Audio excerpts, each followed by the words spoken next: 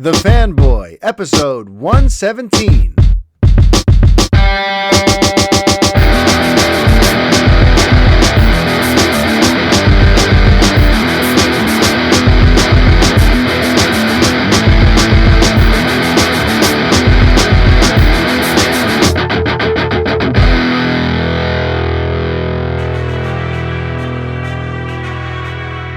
Hi everybody, Mario-Francisco Robles, MFR here with you, and this is episode 117 of the Fanboy Podcast. How's everybody doing out there? So, check it out. There is a subject that we have been monitoring here these last few weeks together here on the Fanboy Podcast, and that situation has finally come to a head. That's right. The decision over whether or not Wonder Woman 1984 would be coming to theaters at all, going straight to streaming, or doing some sort of hybrid, well, that's been resolved. We now know what is going to happen, and it has potentially huge ramifications on the movie theater industry as we know it, as well as the film distribution industry as we know it. And I've gotten a couple of requests already from you guys today, from multiple viewers and listeners, to tackle this. So let's dive straight on in, shall we? It became official.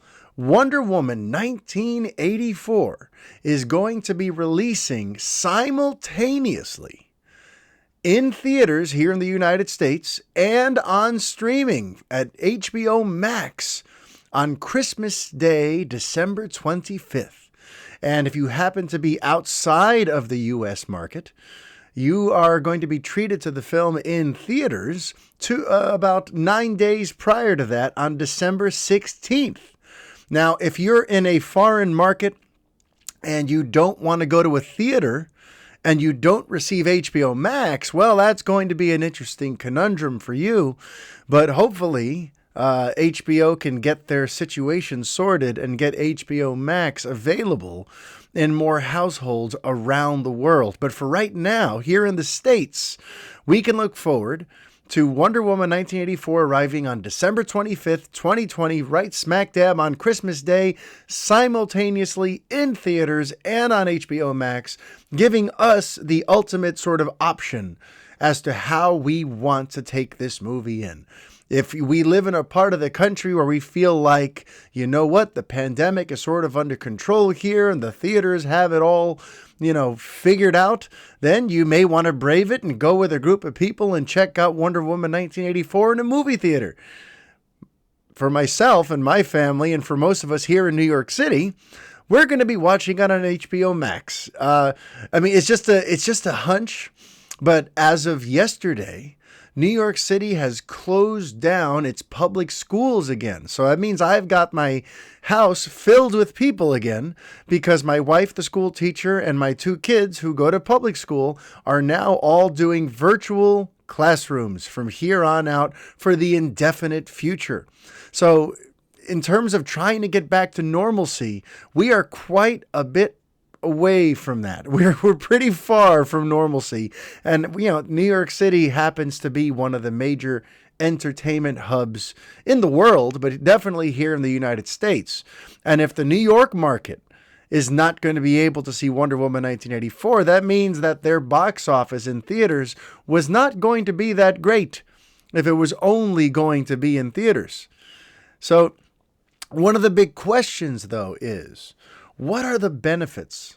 What are the benefits of HBO Max making Wonder Woman 1984? Part of it's just free offerings. It's not going to be the kind of thing like on Amazon Prime, where when a theatrical release comes to Amazon Prime, you spend $20 and then you rent it and you have 48 hours with that rental. It's not going to be like that. All you have to be is an HBO Max subscriber and you'll get Wonder Woman 1984. It's pretty crazy. And Tavo Borrego asked me, basically, what's in it for HBO Max to be releasing this film essentially free of charge without any sort of upsale? And here's what it is. Here's my take on it. And I'm actually going to use a wrestling analogy, a wrestling comparison For those of you who aren't wrestling fans, just bear with me because I think you're going to see the parallels. But way back in the early 90s, when WCW went out and got the costly acquisition of Hulk Hogan, who was now a few years past his prime, they paid him a fat salary and they brought him to WCW. And right away, people started to question whether or not that was a good idea, because the ratings didn't necessarily reflect a huge jump. He didn't seemingly create a big boost to their business. But as Eric Bischoff, the person who was running WCW at the time, has gone on to point out over on the 83 Weeks podcast, which, by the way, if you're a wrestling fan, and you're not listening to 83 Weeks, you are missing out. But Eric Bischoff made a very, very interesting observation about all that. Because what Hogan brought to WCW wasn't just a shot in the arm and now we're going to have all these great ratings victories and the money's just going to be rolling in. No, he had a lot of ancillary benefits. Meaning things that benefited the brand as a whole, that made it easier to sell advertisers, made it easier to appeal to more mainstream audiences. It boosted the overall recognition of WCW to the point where the company was growing, just not in ways that you could tell with your own eyes. If you're just a fan watching on TV, WCW doesn't seem to be that much different with or without Hulk Hogan. But if you're running the company, you're noticing that you're fielding a lot more phone calls for press interviews. You're finding it a lot easier to get big advertisers and sponsors for your shows. You're finding that your merchandising is starting to really jump off because people know the Hulk Hogan brand. And that's already happening for Roku. For Roku. Well, I got spoiler alert. That's already happening for HBO Max. See, I just kind of talk instead of burying the lead, I gave you the lead first. But ever since HBO Max announced this, they've been at the center of the conversation for the last 24 hours. And not only now has the dispute with the Amazon Fire Stick finally been resolved, but now Roku devices are nearing a deal to start being able to stream HBO Max. And that sort of stuff happens when your streaming service becomes the premier location for, let's face it, the only real event film of 2020. You know, because of the way that this year shaped up, the way things turned out because of the pandemic and all of the craziness that has been 2020, Wonder Woman 1984 is essentially going to be the movie of 2020. And it's going to arrive on Christmas Day. And it's going to probably do a ton of business. Not necessarily in movie theaters. But you got to remember, the first Wonder Woman movie, when it came out in June of 2017, it was something of a cultural phenomenon. I remember, I'll never forget. I mean, if you listen to this podcast or if you go back into the archives and listen to the show, as I was doing it during the weeks when Wonder Woman was a fresh thing, it was an amazing thing to track. The expectations were so low. It was interesting. After what had happened, where people felt like, where box office analysts had felt like Man of Steel was a hit, but not quite the level that it should have been. After Batman versus Superman made some decent money, but didn't turn much of a profit and was also seen as a disappointment. And then there was Suicide Squad, which actually did rather well in the box office and in the profit department. But for some reason, after Suicide Squad, the next DC movie to come out was Wonder Woman, and the expectations were crazy low. I remember they were looking at like $65 million. That was like the early projection for what Wonder Woman would do. And then it opened to over $100 million. Talk about overperforming. Talk about exceeding and blowing past expectations. Wonder Woman was a huge triumph for DC at a time when they really needed it too. Because remember, 2016 was not an easy year for the DC brand. It wasn't an easy year for the DC fandom. It was a fairly bruising time, and Wonder Woman arrived and kind of almost single-handedly turned the tide on people's perceptions of DC on film and what these DCEU movies are capable of. Because again, Wonder Woman, through the positive word of mouth, through the great reviews, through the fact that it was a well-made, well-received movie, it became a bit of a cultural phenomenon, and a lot of people were rallying behind what this meant for women. You know, it came out at a time where the modern sort of feminist movement as we know it was really kind of, starting to find its stride 3 years ago. And it was a moment. I remember I saw it a couple of times in theaters, and both times the theater was packed. And there was all kinds of fans there. It wasn't just people my age. You had women there with their mothers and their daughters. It was quite an amazing spectacle to see how this was bringing people out of the house because they had to come see the first Wonder Woman movie. It was a big thing. And that movie, thankfully, it left a great impression in people's mouths. It had a strong cinema score. It had good word of mouth. So the movie had legs, and it ended up making like a nice amount of money. And it didn't even cost anywhere near as much as some of its predecessors. So Wonder Woman was a phenomenon in a number of ways.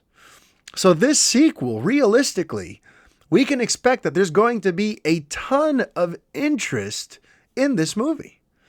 And if it's coming out on Christmas Day, which is a holiday, and we know Christmas Day tends to be a movie outing. A lot of families go to the movies. That's why a lot of movie studios fight for that Christmas Day release slot. The Christmas Day slot has been pretty hot. I didn't mean for that to rhyme, but it's been pretty hot for years now. I mean, I don't know if this is my totally unresearched opinion, but I noticed that around the time that Mission Impossible Ghost Protocol came out around Christmas and did amazingly well and almost single-handedly breathed all kinds of new life back into the Mission Impossible franchise. Because remember, after Mission Impossible 3, the franchise kind of went on limbo, and they weren't sure if they were going to recast Tom Cruise, and there was all kinds of interesting sort of tumult about what was going to happen with Mission Impossible. And then Mission Impossible Ghost Protocol, the fourth film in the series, comes out on Christmas Day. And all of a sudden, studios learned, there's a huge audience out there for like action, adventure, spectacle on Christmas Day. And in the years since, that's when Star Wars would come out. That's when Aquaman did great numbers. That's when, Jumanji, the Jumanji sequel that Dwayne Johnson did, made insane money. That Christmas release window, the people have sort of been trained now the last few years to want to seek out and see the big Christmas movie. And in some markets where the pandemic is not raging, I expect the theaters are going to have a fair amount of people in them. But even in markets where there aren't theaters, there's going to be an appetite to see this movie. And if families are all congregated on Christmas Day and somebody mentions, hey, we could put the new Wonder Woman that just came out today, we could put it on the TV. Let's watch that later. It's going to be a lot of eyeballs on HBO Max. And for HBO Max, you cannot calculate the value of that. The advertising push and the buzz around this is going to play a very big part in it, of course. But as long as Warner Media and Warner Max, there's all these different little subgroups within the, there's Warner Brothers, there's Warner Media, there's Warner Max, there's Warner, but assuming that they advertise this right and really make this feel like here is your one chance all year to see the big spectacle blockbuster of the year, the one that everyone wants to watch, the most hotly anticipated sequel that is actually arriving in 2020. As long as they can capitalize on that and really push heavily on that idea, they're going to get a ton of new subscribers. They're going to get, they've already gotten Roku and Amazon to go, okay, whatever we have to do to get you on our platforms, we're going to do. So as long as they push it hard enough, they're going to get a huge boost in membership, and the brand recognition of HBO Max is going to go up, because now with all these stories that are out there, the internet's been flooded with stories about this bold decision of Wonder Woman 1984 going to HBO Max. Well, guess what? There are people who probably didn't even know that HBO Max exists. I know it sounds hard to believe because you're listening to a fanboy podcast and you probably exist in a corner of pop culture that knows full well about every streamer ever. But HBO has a unique, conundrum in that they had the HBO network available through your cable box, but they also have HBO Go, which is like basically a spin-off of your cable box subscription. And they have HBO Now, which was the standalone HBO streamer where you don't need to have the cable box. And then they added HBO Max. So there have been 4 different kinds of HBO that people could enjoy over the years. And HBO Max is not available on other apps. Like, HBO Now you can still access, I believe. I remember up until a few months ago, I was able to use HBO Now through my Roku, but it had to be using the Roku subscription version of HBO Now. It all gets so kind of confusing. But HBO really created this weird scenario where there were all these branching versions of HBO. And there are people who still watch HBO on their smart TV. My mother-in-law was doing it. She just had the regular HBO app on her TV. And I told her, no, we got to delete that and we got to put HBO Max. It's the same login credentials at the same price, but you got a bunch more stuff. And it's a very cool service. She had no idea. So HBO Max, to answer your question, Tavo, and to anyone else wondering, why would they give away, quote unquote, for free Wonder Woman 1984? They're not giving anything away. There are ancillary benefits that, lay people like you or I are never going to necessarily notice. But being the destination for the big event film of the holiday season, which after a year of people being locked up and quarantined and panicked and anxiety ridden and not having a chance to go have those wonderful communal experiences at a movie theater and just to get out of the house and have that escapist adventure, Warner Brothers is going to give everyone that through HBO Max. So that's going to funnel a lot of attention towards the streamer, and it's going to make it seem like, wow, you know what? If they got Wonder Woman 84, which is arguably the biggest, most buzziest, most important movie of 2020 at this point, chances are they're going to get access to other interesting exclusives. So I'd better get Wonder Woman. I'd better get HBO Max, and you'd better believe that the folks who run the actual website and the user interface and everything, they're going to make sure that HBO Max looks like $1 million and that the layout is really appealing and that they really put their best foot forward when they get a huge influx of eyeballs on Christmas Day. And then don't even get me started on if the movie's really good. Because if the movie is good, then you know what's going to happen. Everyone's locked at home using social media to communicate. If everyone who's watching Wonder Woman 84 is posting about how amazing it is, there's going to be a lot of people who are going to get that feeling of FOMO. Fear of missing out for the, listen, it took me, I didn't know what FOMO was until about a year ago. So, if you don't know what it is, don't beat yourself up. But that fear of missing out is going to be a real thing. If everyone who's locked up at home on their Twitter feeds and on their Facebook feeds is seeing that all their friends are watching Wonder Woman 84, guess what? They're going to want to get the either the free trial or they're going to want to subscribe. By the way, if I were HBO Max, I would do away with any kind of free trial subscription in the month of December. Just because that, I feel like that would be an unfortunate sort of loophole, right? If they release it on HBO Max and then you get a bunch of people who sign up for like the free trial and then cancel it on December 26th. In theory, how could they stop you from doing that, right? So I feel like it might behoove them, if anyone, hey, Jason Killar, if you're watching this, you may want to consider suspending your free trial period in December. But, when I talk about what this pandemic has done in terms of like social media buzz, like I remember, like, where were you when Tiger King was the thing that everyone was talking about, as all these people who are trapped at home needed something to watch, something to take their mind off all the insanity happening outside. Suddenly, I couldn't go anywhere without hearing about freaking Tiger King. And there have been a few examples of that over the last few months, how when something grabs pop culture's attention, it grabs everyone's attention because everyone's glued to the same, online platforms to try to pass the time as they're trapped at home in a pandemic. So I think that this is going to pay off hugely well for HBO Max. It's going to make it, first of all, it's going to raise awareness of the new service.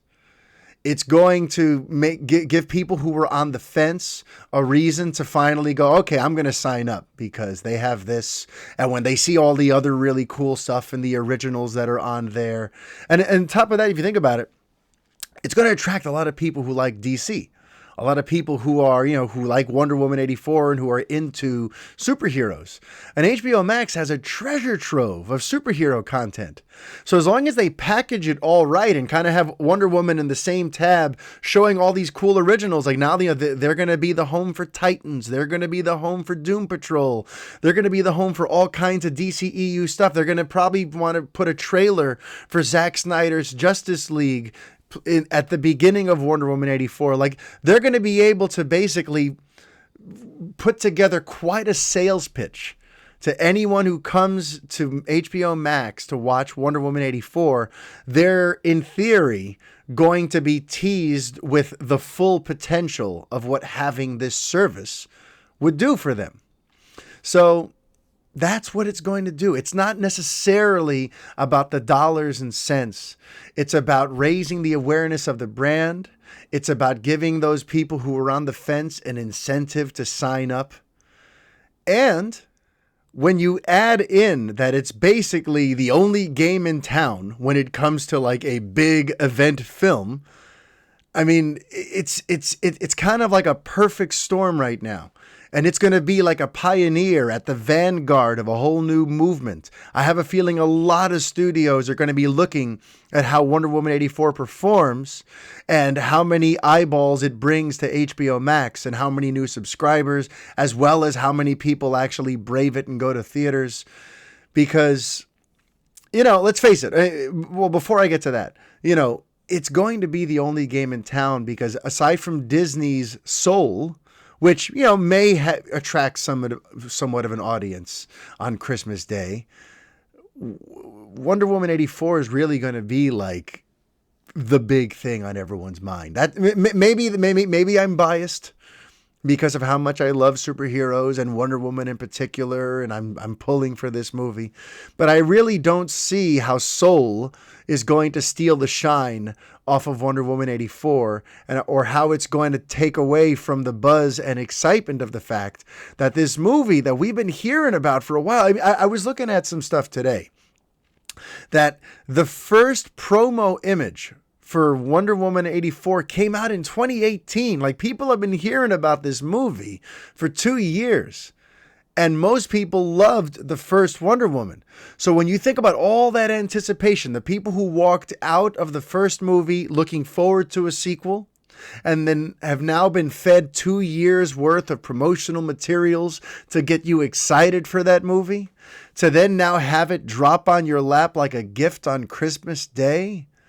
Listen, there is a lot of reason to think that this is going to be a very successful launch for Wonder Woman 84, even if the box office is not going to be what we expected. Listen, under normal circumstances, if there was no pandemic and Wonder Woman 84 was coming to theaters, I mean, it would easily have cleared $1 billion.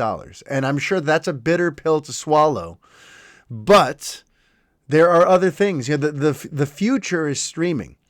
And the way Warner Media looks at HBO Max and the way Jim Lee looks at HBO Max, from what I've heard, streaming is the future, and HBO Max is the future of DC. So we'd better start accepting what's to come. And speaking of, getting ready for what's to come, even the head of AMC Theaters is on board with what's going on. You would think that the theater chains are in a panic. But I'm going to read you a quote right now, and you let me know what you think of this, because I find it sort of curious.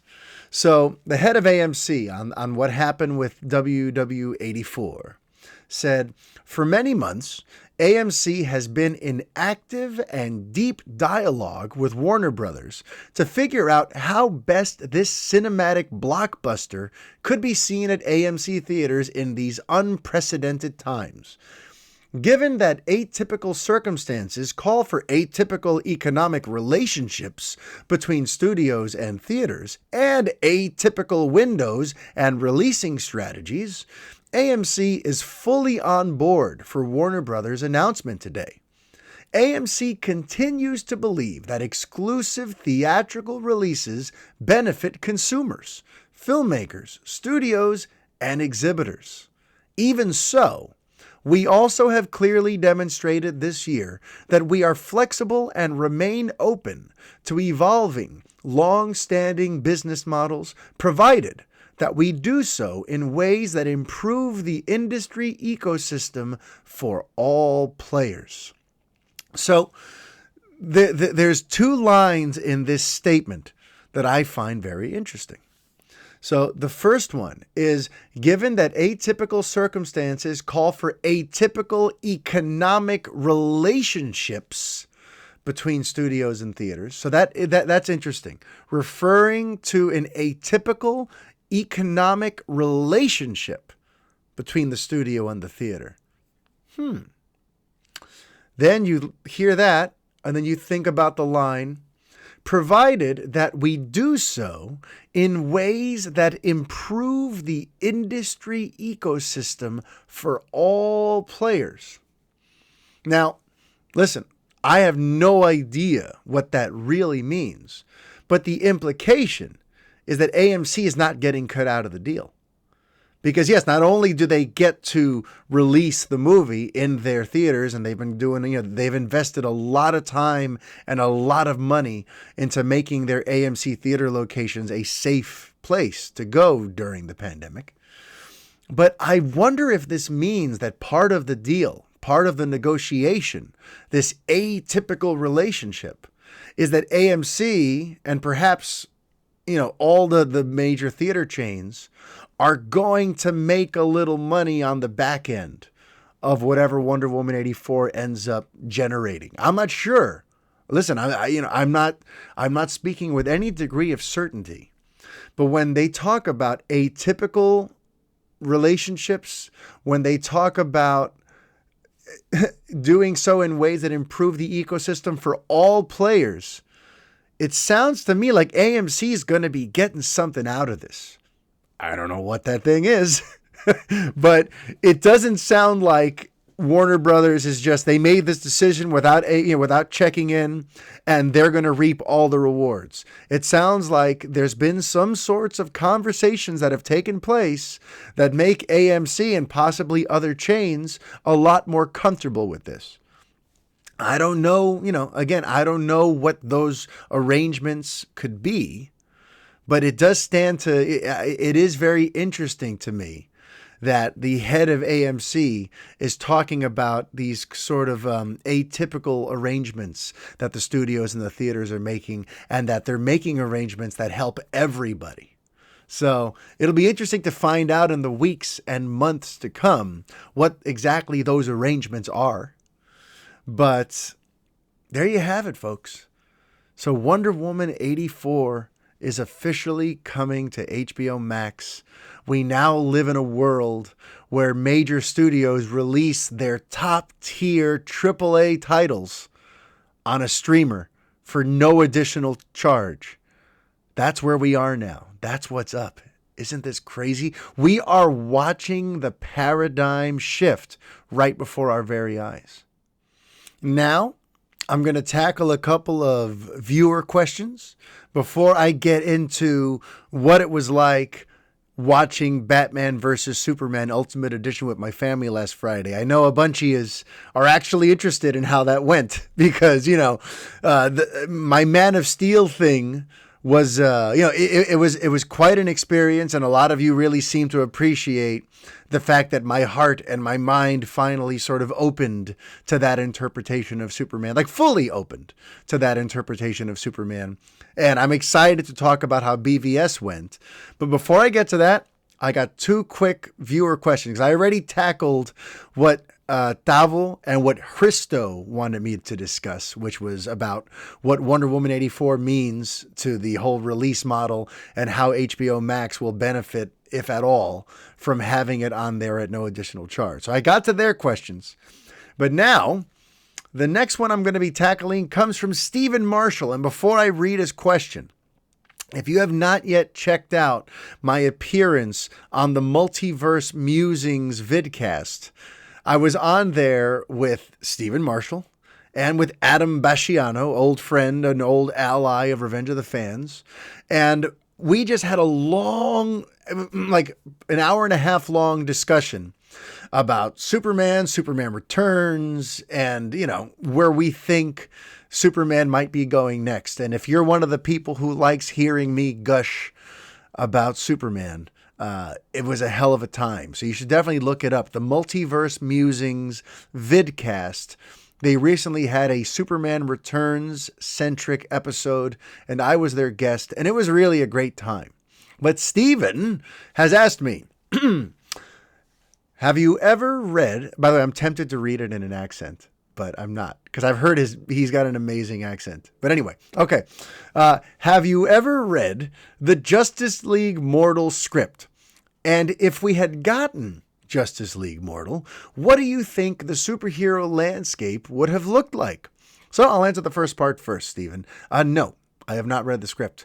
For some reason, that's just never appealed to me in general. I know that in this age of being a cinephile, it's pretty easy to get access to scripts online, and there's lots of people who read scripts and break them down, and they do comparisons of from script to screen and all that sort of stuff. For some reason, it's never called to me to track down a script. I have my reasons, but it's just never really been my thing. But I can answer the second part. So if we had gotten Justice League Mortal, directed by George Miller, what would the superhero landscape have looked like after that point? Well, it's interesting.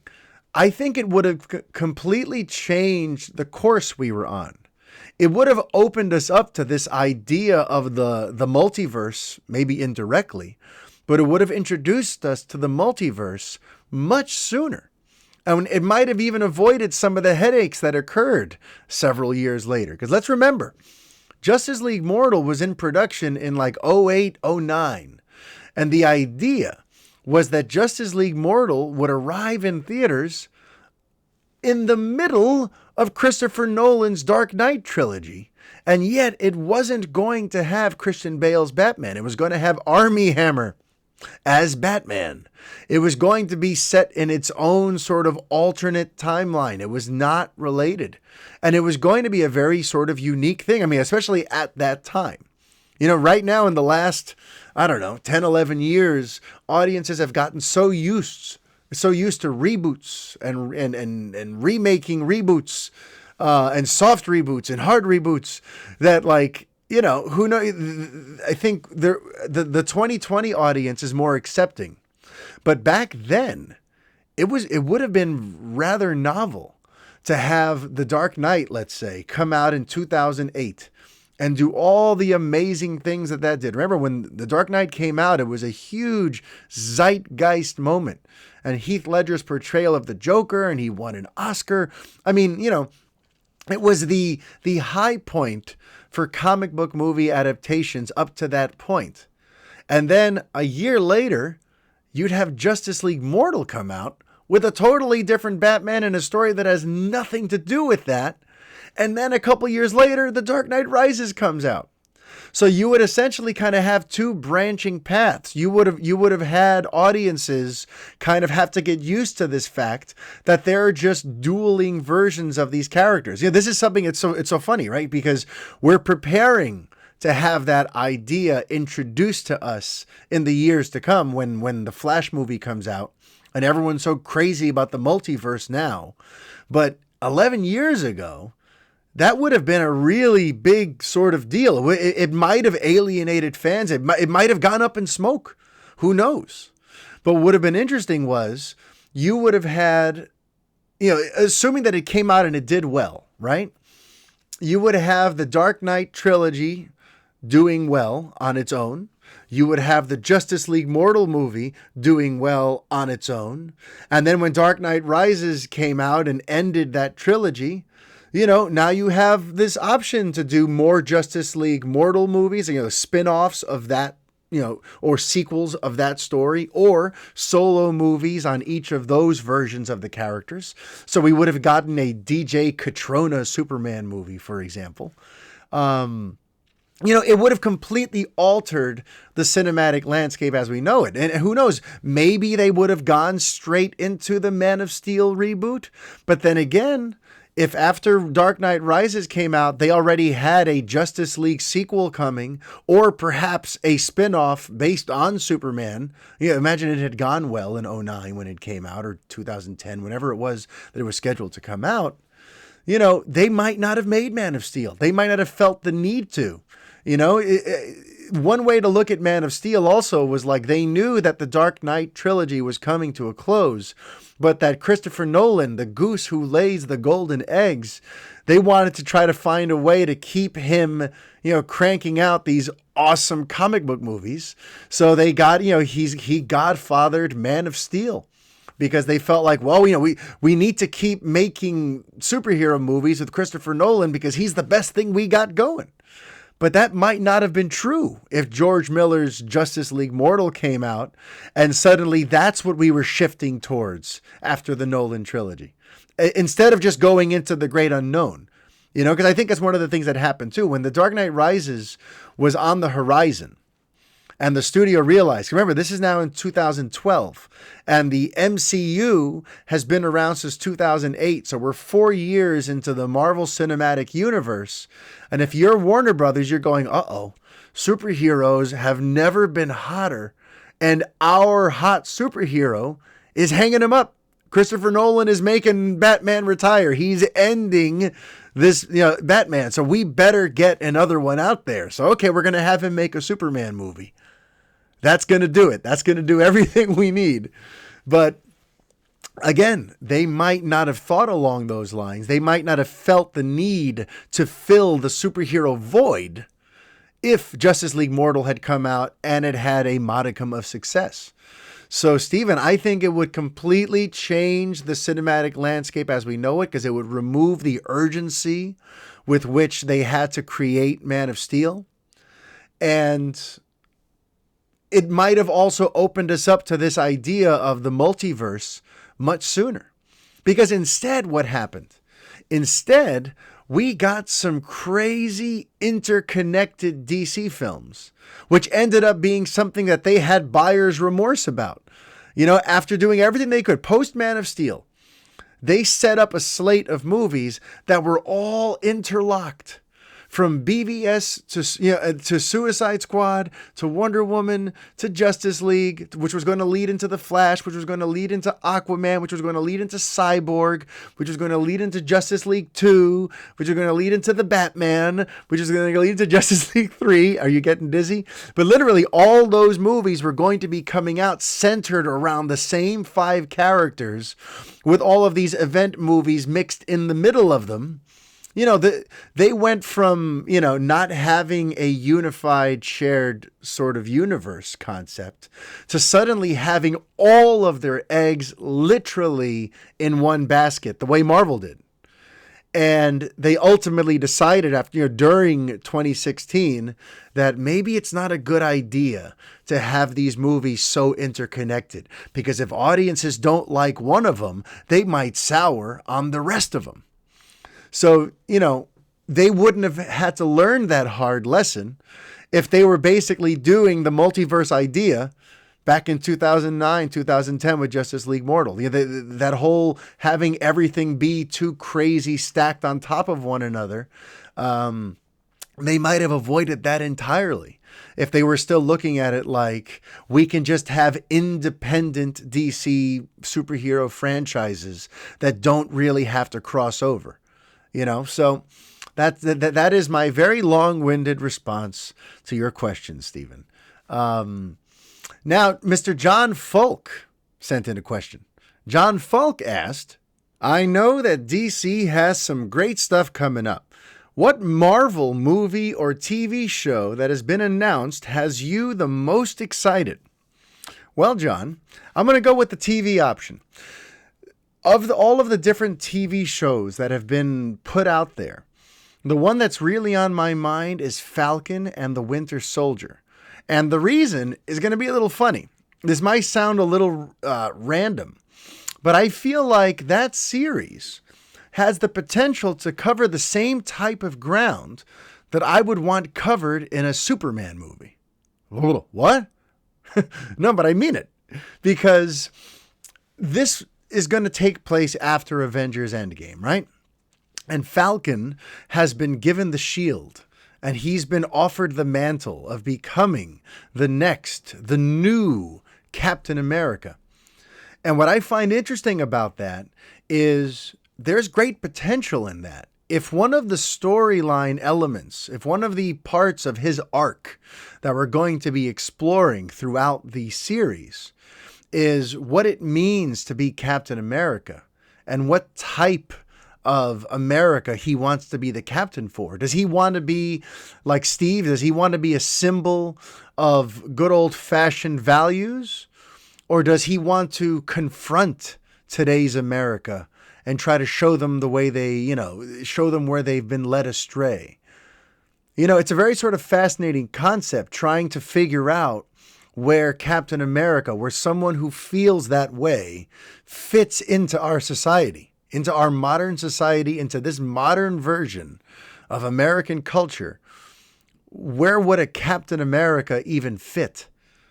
With things being as divided and as polarized as they are, what would it mean to suddenly be bestowed with the mantle Captain America in today's world, in today's United States? So I feel like there's a lot of interesting storytelling ground. And I think that the fact that they call it the Falcon is, because you notice they don't call it Captain America and Winter Soldier. They call it the Falcon and Winter Soldier. I have a feeling this is going to be a series about his journey to accepting the responsibility of becoming Captain America. I feel like at some point during the series, either at the very end or somewhere in the middle, he's going to make the switch and finally become a Captain America for a whole new generation. But I think a lot of the fun and a lot of what's going to be interesting to watch what the writers do and what the actors do and what the directors do with this material is going to be interesting to see what type of journey he goes on to find out the type of Captain America he wants to be. Because that's no easy sort of thing to figure out in today's world, is it? So listen, they might just go for fluff and just make it an action movie.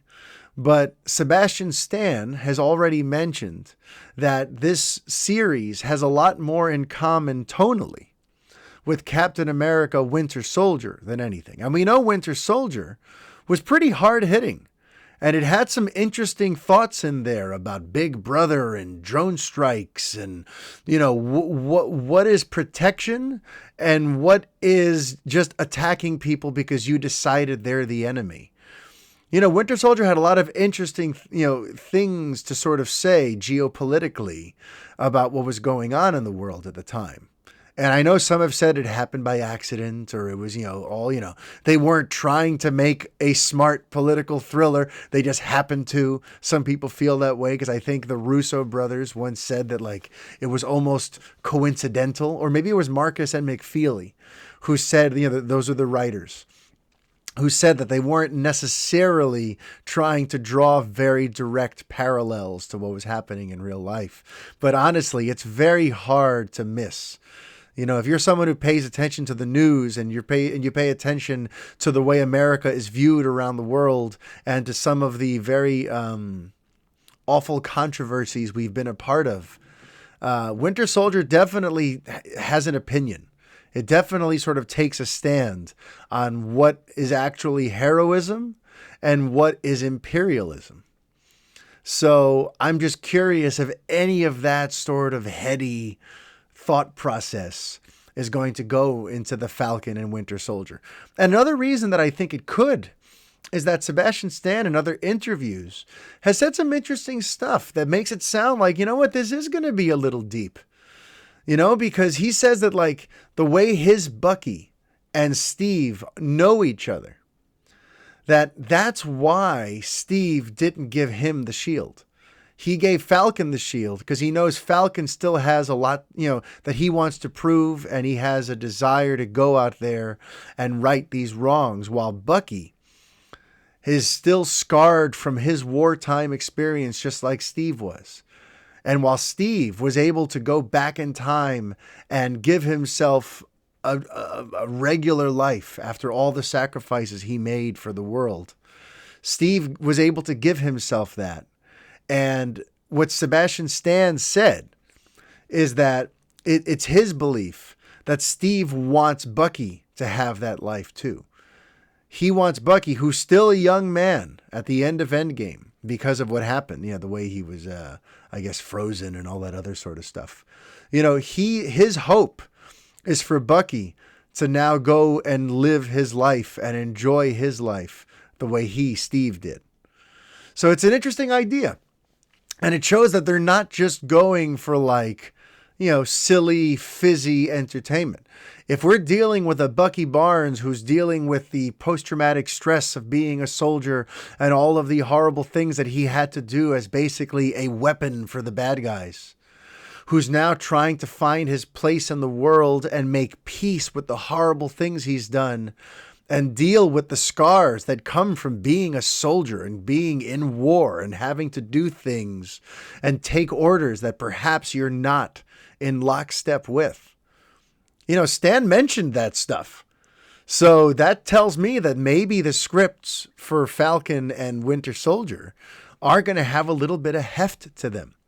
So if there is any sort of aspect of the Falcon and Winter Soldier that is essentially Falcon's journey to becoming Captain America and figuring out what, who Captain America is, what kind of a Captain America he needs to be to unify and save our country, I think that could be a very interesting story.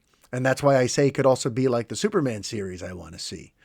I was talking about that last week or the week before about how fascinating it would be for a Superman who has more old-fashioned ideals because of his upbringing, trying to find his place in today's world.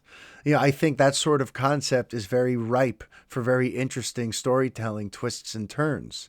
And honestly, a show about the budding Captain America is another area where you could explore that very same territory. And that very much intrigues me.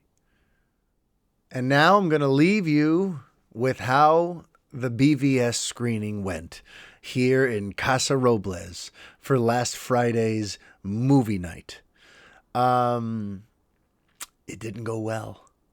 It went a couple of ways. It's a complicated sort of answer because while Man of Steel was a rousing success, and by and large, a lot of the movies that we watch on our Friday night movie nights tend to be, 4 thumbs up across the board from my wife to my 2 kids to myself. Because listen, I very carefully curate the stuff we watch, and I tend to know what's going to make my family happy. BvS, it was not thumbs up across the board. My wife didn't really dig it much at all. My daughter, when I asked her, she gave a very sort of diplomatic answer. She was like, "Well, it's very serious, but it was good." My son, I'm just going to tell you, because I've been living with the guilt of this for about a week. But I forgot kind of how violent and dark that movie is. And my wife almost made us take it off early because there's so much blood and gunshots and curse words and stuff like that. Like I had totally forgotten about. So by the way, I kind of felt like, I might have made a mistake pushing us to see this movie when I'd forgotten that the ultimate cut is rated R and not necessarily a kid's movie. But again, I was riding the high of Man of Steel. I had such a great experience with that I'm like, it's not that much worse than Man of Steel. I guess I'd forgotten. Because there were several times that we had to cover the kids' eyes. We had to mute the sound. We had to do little things throughout. And at some point, I think we almost pulled the plug. But, my son sat there quietly and very seriously. He's 6 years old. And, BvS is a very sort of dense, sort of poetic movie. And it takes a long time for the big title fight to happen. And it takes a long time for Doomsday to show up. It's literally 2 hours of setup. So he was very sort of serious throughout. And my wife kept shooting me dirty looks for how sort of violent and dark the movie was. And here's the thing that I've been carrying with me for a week. So Superman dies, right? And I knew that. And you know that. But my son, which I didn't think about, because I'm just thinking about it like it's a movie, and he understands these are movies and that there's going to be a sequel or, Superman died. And he got extra still and extra serious. But he was quiet. And there's still 20 minutes of movie after Superman dies. There's all the very long funeral scenes. There's the one in D.C. There's the one in Smallville. There's, Bruce and Diana talking about putting together the Justice League. There's a fair amount of movie after the death.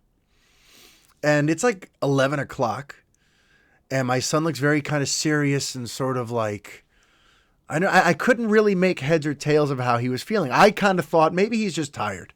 It's a 3-hour movie. It's 11 o'clock. He's been up since 7 o'clock. He had school today. Maybe he's tired. The 20 minutes goes by. And then the credits end. And my son suddenly buries his face in the couch cushions and starts crying uncontrollably. And I'm like, what is it, Seb? What's the matter, buddy? What happened?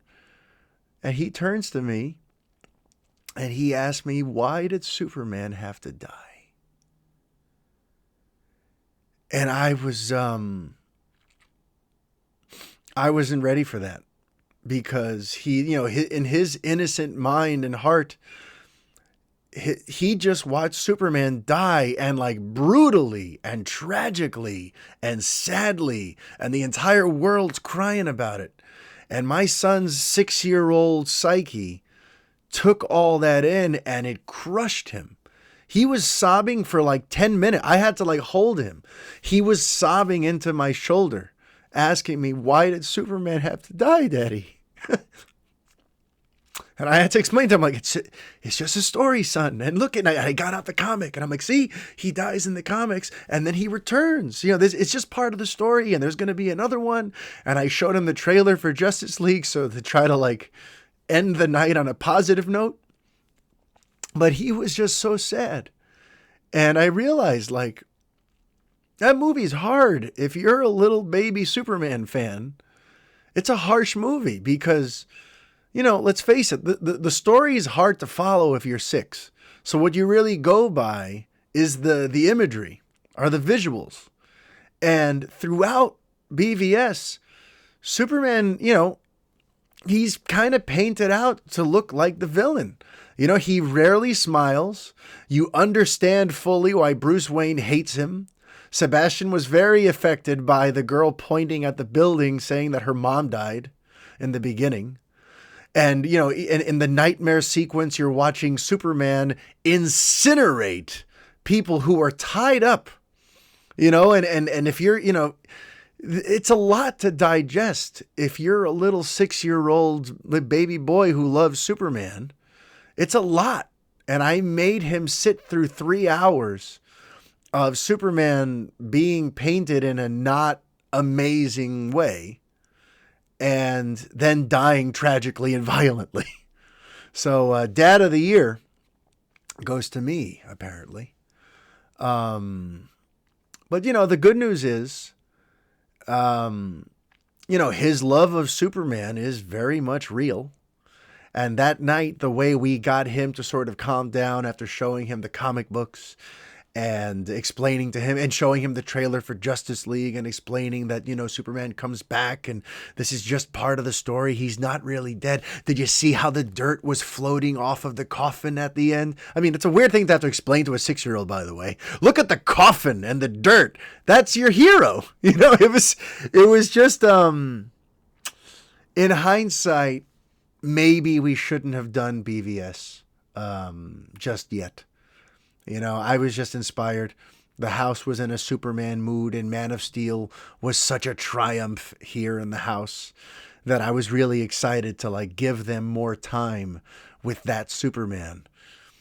But unfortunately, it's in a movie that if you love Superman, it's a tough watch. And it's this weird parallel because I've told a story over the years of when I was 4. I saw Superman 4. And when Nuclear Man is pounding Superman into the dirt, I associated that with death. Even at the age 4, I understood that burial means death. So when Nuclear Man pounds Christopher Reeve down into the moon, into the dirt, I turned to my mom with real tears, really crying. Superman's dead, I said. And and my mom had to hold me, and there was people in the movie theater looking back. It was like a little bit of a scene at the Elmwood Theater in Elmhurst, Queens. But I remember what it felt like to watch my hero die. That's what I thought happened to him. Remember, Nuclear Man also, there was that earlier scene where he slashed him with the radioactive claws and Superman got all old and weird and sick. I'd already seen this Nuclear Man basically hurt and really injure, severely damage my Superman. And now he's burying him in the moon. So it felt very real to me. And then thankfully, I only had to wait about 3 minutes. And then Superman, showed back up again. My son didn't get that. My son watched Superman get a claw through his chest and then get eulogized and buried in 2 different places. And then the credits rolled. And he was left with that. It was hard. It was harsh. It was harsh. As for how I felt watching BvS for what I think amounts to the 4th or 5th time now. Look, it's still my least favorite Superman related movie. And it's still where I diverge from Zack Snyder and his vision. Man of Steel made me a believer last week. And in general, Man of Steel, there was enough there to make me want to see more movies with that character. But BvS is where I just totally said, this isn't for me. And for those of you who like it, that's great. I support you liking it. I'm happy you like it.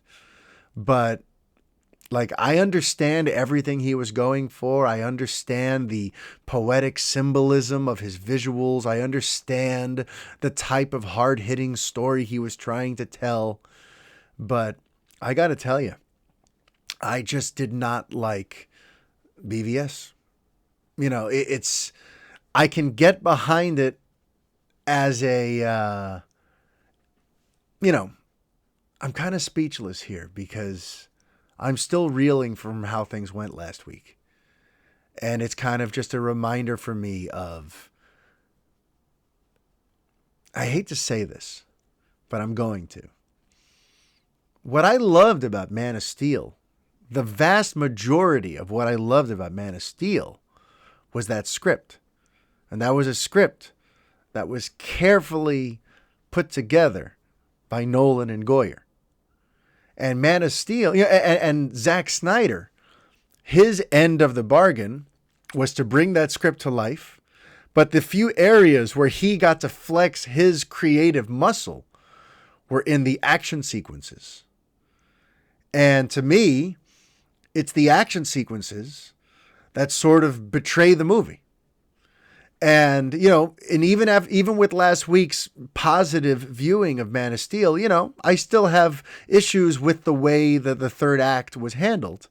And again, that's all Snyder's call, because that's not written in the script. The script just says there's a fight in Metropolis or whatever. Snyder's the one who decides how many freaking buildings had to come down and how many spaceships had to knock down 9 skyscrapers. And, that was all Snyder's call to make the destruction quite to that level. And then in BvS, you had no Nolan. And in BvS, you really got a vision that was Snyder's vision, that he worked with Chris Terrio, that Ben Affleck brought Chris Terrio from Argo, and they came up with this whole thing together. So basically, once these movies became primarily Snyder's vision, I kind of checked out. When Man of Steel, because remember, Man of Steel, that, he was a hired gun. He confirmed that in a recent interview. I mean, it's not like shocking. We all knew that. There was a Superman movie in play before Snyder was attached to it. Nolan hired him. So Snyder was a hired gun on Man of Steel, basically doing his best to do that script justice and then flex his own creative muscles where he could. But after Man of Steel, it really becomes a Snyder joint. And that's where I kind of take a step back. And BvS really kind of reminded me of that. Reminded me of why I felt this need to distance myself. For the first time ever, I just kind of wanted to distance myself from Superman and DC on film. And then following that up with Suicide Squad, another movie that got mangled in post and was really kind of an uneven, weird, unsatisfactory experience. And 2016 was a pretty tough time. But so to answer anyone's questions about Batman versus Superman, the Ultimate Edition, the reception was mixed. It broke my son's heart. And to me, it's still a movie that shouldn't have happened when it happened or the way that it happened. But that's what happened last week. And I got to tell you, the number of times that my wife looked across at me to go, how did you okay this movie with the amount of adult subject matter? That's going to haunt me. I'm definitely going to be a lot more careful. No more impulsive decisions for what movies are going to happen on movie night, because BvS was that was a tough pill to swallow. But hopefully this isn't a tough pill to swallow. That's my time for this week. So thank you for enjoying the show. Thanks for watching. Thanks for listening. The show is officially on Spotify now. Our YouTube presence is starting to grow quite a bit. I'm starting to do a thing where I break the episodes down into smaller, more manageable chunks for those of you who just want to watch me talk about a specific topic. You'll have the option to do that on our YouTube channel if you go visit. And if you haven't yet, please consider going to Apple Podcasts and leaving me a 5-star review so that we can continue to spread the good word and build the buzz, because the Fanboy Podcast is back. It feels amazing to be back. And there's so much going on out there in the realm of pop culture that I'm going to have a lot to say for a while. So thanks to everyone who's enjoyed these first 5 episodes back from my hiatus. It feels pretty damn great. So until next week, life is chaos. Be kind. Adios.